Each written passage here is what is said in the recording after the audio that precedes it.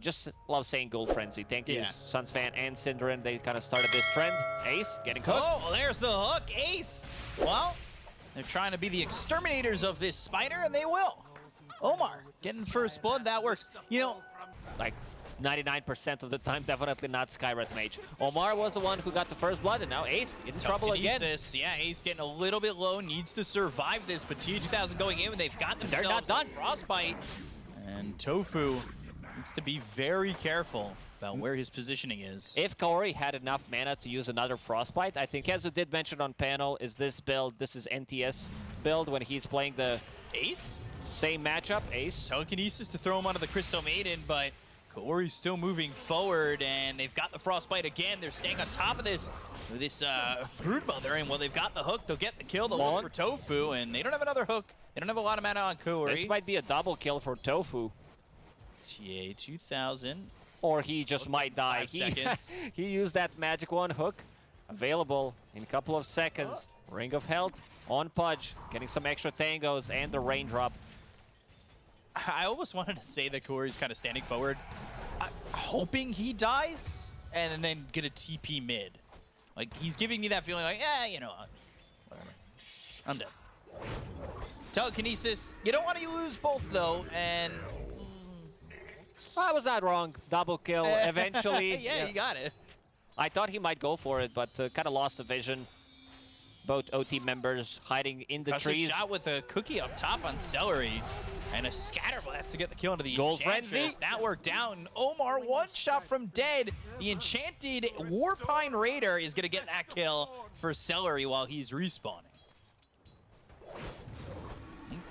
Corey, Fade Bolt, right clicks coming in. Fairy Fire. He'll survive, turns it around, has the Frostbite. They'll hit the hook. Ace now hit with the Crystal Nova. Can they get the kill onto the Broodmother and maybe also Tofu? They're chasing this Rubik. That's going to be one. They'll look for a second, but Tofu has got himself that wand. Corey does have Frostbite. Raindrop. Frostbite, and the right-click damage from a Crystal Maiden. You never think that would get a kill, but in this situation, nice it was try. Close, but not enough, and that hook's going to be off the mark. Here's Noob. Noob is just behind enemy lines looking for Tofu. Dyrachyo, concussive shot, and these arcane bolts hitting him, so doing some damage as he'll cut through the trees with that Quelling Blade. And they've got Noob coming over. They might get two. Ace just came back. Ooh, another Astral Step. Tofu low. Tofu dead. Double kill here for Noob, getting them both. And Ace, well, he's going to be taking the long walk back because that TP's on cooldown for another 45 seconds. Rubik and Broodmother, who's only level 4. Ace's game looking really rough right now. Astral Step aggression from Noob as Tofu came in. Dream Coil on the ground and doesn't avoid the Illusory Orb, so that with the Fade Bolt, the right-click damage coming through, Noob is going to die to Tofu. Leave Corey by himself to try and get an early level 6. It's 7 minutes 40 seconds into the game, and this is a Crystal Maiden that's almost level 6.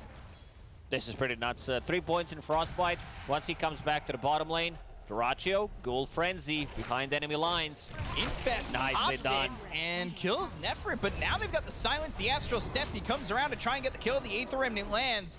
Can they kill Dyrachyo? Oh, Omar walked back, and he's going to die here. Dyrachyo gets a double kill, but it will lose his life to Noob. Omar will refill the bottle. Omar does have a point in silence, but I'm not sure if it's enough to kill Puck. They might need another one. Gotta go for Tofu instead. Yeah, that's a quick kill to get, and at least they get something, especially with the fact that Tofu had just been sitting there mid for so long. Frostbite.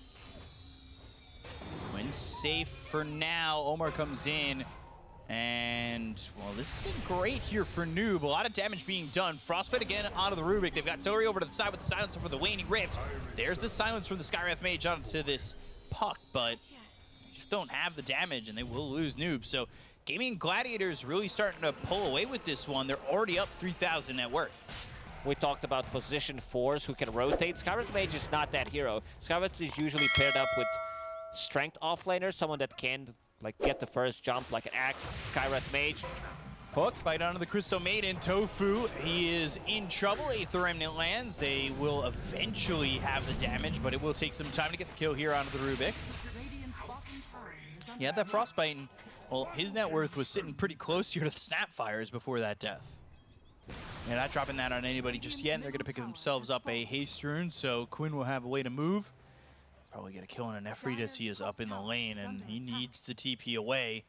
We'll see if he's wise enough to this, as he'll go and get this neutral camp, but for now, TP Dream Coil. There it is. Catching it just at the edge and getting a kill there out of the Snapfire once again, and he continues to struggle in terms of getting net worth. He was so close to TPing out. Himself any gold that he can. Brood just about finishing off this pipe, and Corey's here with Omar, but is this the numbers that they need to get this kill? Probably would require them to start off with a hook or hope that Ace comes close enough where they can land a Frostbite. And they will. So now they've got the Mystic Flare, brings the Spider Wings in. They look to get the kill on Ace. They've got the Dream Coil down. They will get the finishing blow onto the Broodmother. They go to the freezing field. They have the hook on a Tofu. So some damage being done onto the Rubik. They'll get themselves a second kill. They hit the Aether Remnant onto Quinn. They've got the silence to follow it up, and they'll get themselves 3. Oh dear. Wow, that went really well for Ooredoo Thunders. And then immediately Omar disconnects. If he was lagging in that fight, he played it perfectly with high ping. Not a great spot to be in, but he's got just about the same amount of gold as Quinn anyway. Despite that fact. And Nefri, again, just forced to try and TP out. Goes to the mech, but the Dream Coil is down, and Doracio's got himself an easy kill onto the Snapfire. Really nowhere for him to go. Can't get out of that one. Bottom lane, hook lands on a Tofu, Dismember, and not taking a lot of damage just yet, but they've got the silence. Eventually they'll get the kill. They go to the freezing field, but that's not landing on anything. The thing is, you have all the components. You have Windlace, Staff, and a Recipe. But you're also 1,000 gold away from Ags, so I wouldn't mind seeing him. Let's see. Okay, not going to play with his life. I mean, he could have picked up Point Booster. Might make a difference in a fight. Yeah, they'll look for Celery. Astral Step onto the high ground, but they're forced staff into the Roche pit, so away he'll go as these heroes sit towards top. I'm going to lose it. I lost my courier already, delaying my own game. Yeah, that was unfortunate, and that kind of slowed down the pacing that Ooredoo Thunders were going with. They've got the silence as well as the Dream Coil. It's onto the Void Spirit, but it gets behind the trees. Celery coming over. They'll look for the Aether Remnant. Not lands, but Noob trying to get away. One right click's not going to be enough, so Celery survives with just a little bit of health. They don't end up getting that kill into the Void Spirit, though. That Point Booster. That was making a difference. Yeah. Exactly. Omar gets caught, but they've got the Yules. They'll look for the Aether Remnant. Omar's going to survive here. They've got the damage to get the kill on a Quinn again. The Infest on a Celery. Doraccio going the other way. They get the kill on a Noob. They'll take out Nefri, but they've got the Dismember. It's onto this Lifestealer. Doraccio still trying to fight. Now they're in trouble. It's going to end. TH2000 trying to TP out. And then damage just isn't quite there, but they will get a third to Corey. And, well, it looked good for a second when they killed Quinn, but then it all fell apart. They're like close to breaking through, but after that last fight, it goes from 5K to 9K. And there's that silence. Mystic Flare's down, but they don't have the control to keep him under it. Yule's up into the air, and then immediately they're just going to retreat from this fight, so Doraccio is able to survive, and they bring in the reinforcements just in case. Bottom lane, Ace, not a lot of mana to work with. The Spiderlings, though, getting chased down with that rot. No hook hitting in that situation, so able to just walk away. Gotta try. If you don't try, you're not gonna hit anything. Silence. Right? Silence. They're gonna be able to blow him up unless they do not hit the Aether Remnant again. They go to the Dream Coil. They're gonna turn this one around. They'll look for Nefra with the Illusory Orb on him. Celery's got the dominating spree and popping out of the Infest to kill off Omar. So both of them go dominating, and again, Ooredoo Thunders, well, things feel very lackluster in the last 7 minutes of this game.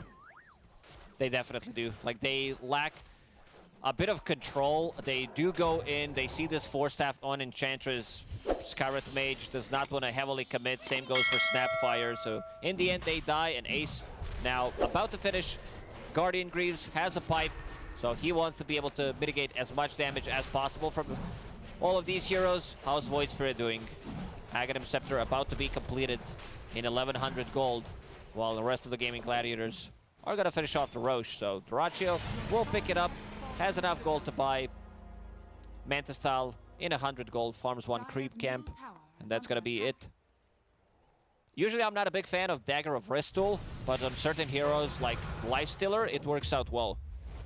Where people are just kind of running away from you. Dagger of Ristul doing its thing. Consuming 100 health is what, nothing for him, right? Pretty much. 2,600 total health.